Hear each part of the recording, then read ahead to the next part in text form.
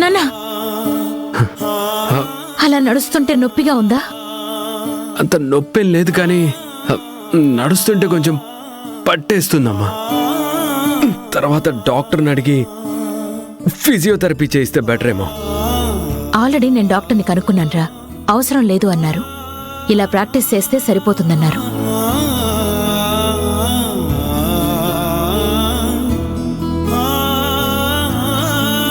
Rajiv, practice చేస్తున్నప్పుడు నన్ను పిలవమని చెప్పాను కదా. పర్లేదు శ్రావ్య. ఏంటి పర్వాలేదు? ఇంకోసారి ఇలా చేయకు నువ్వు. చూడండి అత్తయ్య, మీ కొడుకు నేను దగ్గరుండి ఎంత కేర్ తీసుకుంటున్నా నన్ను దూరం పెడదామని చూస్తున్నాడు. అదేం లేదులే శ్రావ్య, నువ్వు చూపించే ఇష్టం జాగ్రత్తలు వాడికి మాత్రం అర్థం కాలేదా ఏంటి?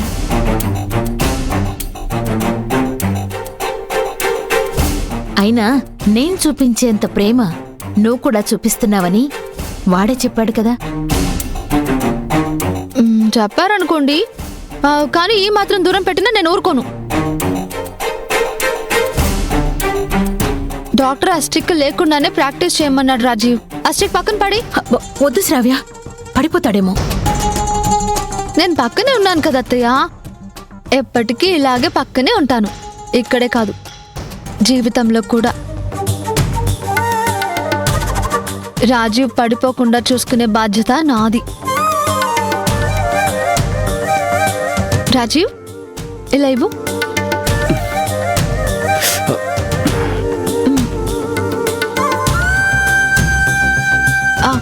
ఇప్పుడు నడు రాజీవ్.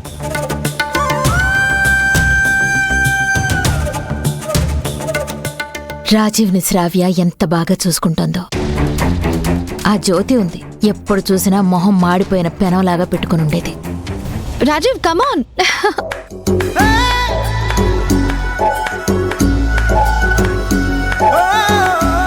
రాజీవ్, కమాన్ రాజీవ్. రాజీవ్, రాజీవ్, రాజీవ్.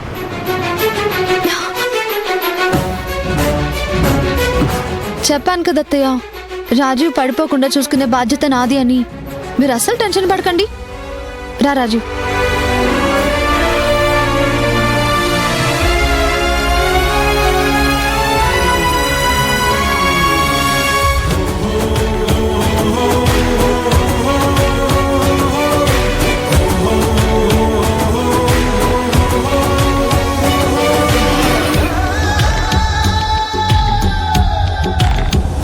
మీరు మరీ ఇంత సెన్సిటివ్ అయితే కష్టం అత్తయ్య. ఈ మాత్రం దానికి కన్నీళ్ళ?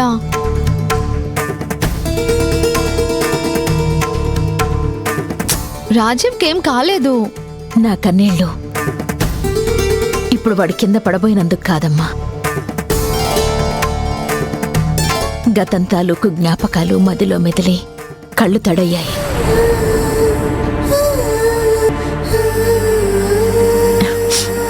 రాజీవ్ బుడిబుడి అడుగులు వేయడం మొదలుపెట్టినప్పుడు నేను కూడా నీలాగే ఎంకరేజ్ చేస్తూ వాడికి నడవడం అలవాటు చేశాను.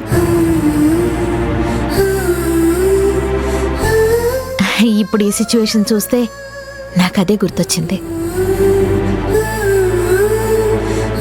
ఆ సంతోషాలు, ఆనందాలు అక్కడే ఆగిపోయాయి.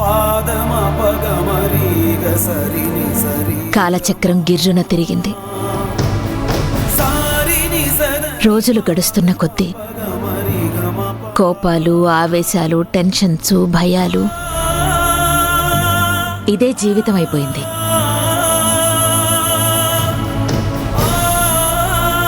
ఒక్క రాజీవ్ నాకున్నాడు అన్న సంతోషం, ధైర్యం తప్ప.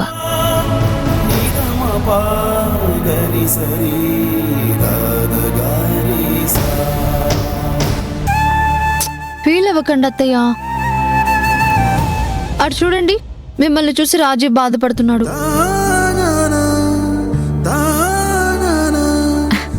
అరే, అదేం లేదురా రాజీవ్, నేను బానే ఉన్నాను. లేదమ్మా, నిన్ను నేనే బాగా చూసుకోలేదు. ఇక మీదట చూసుకుంటాను.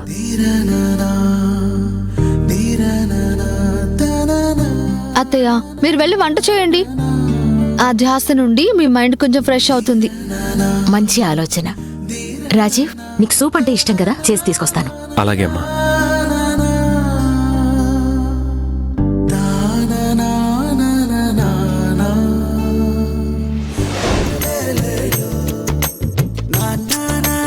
జ్యోతి గారు, ఏమండి? రండి, భోంచేద్దురు గాని. లేవండి.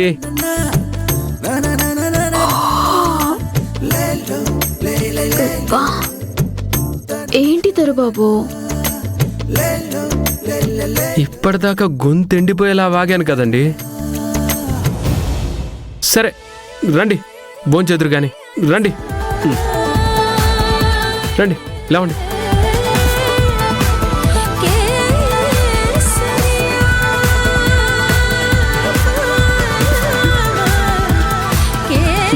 తినండి.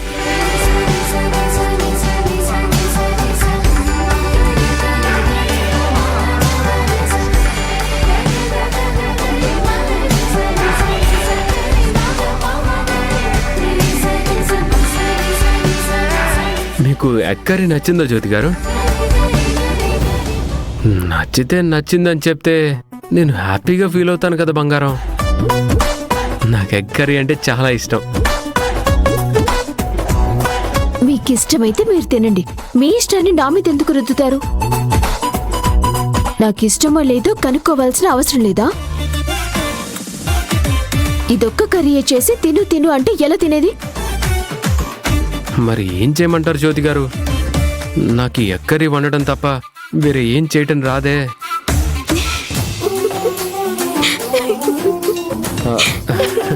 అమ్మయ్యా, భయపడిపోయాను.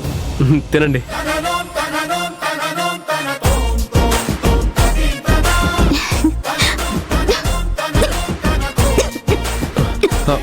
నీళ్లు తాగండి.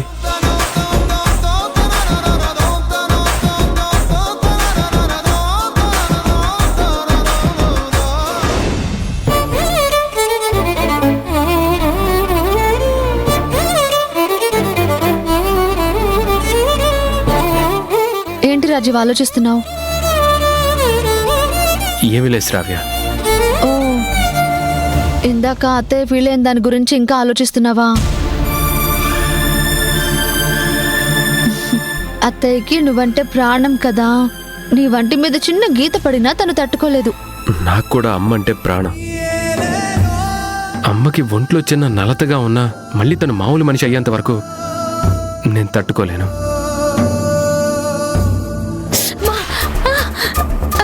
అమ్మా, జాగ్రత్త. ఏమైంది? అమ్మ అంత గట్టిగా అరిచింది. నేను చూస్తాను.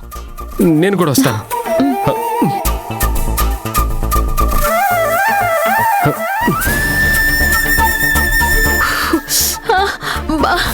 రాజీవ్ జాగ్రత్త. ఏమైందమ్మా? చెయ్యి కాలిందిరా. చూసుకోవచ్చు కదమ్మా.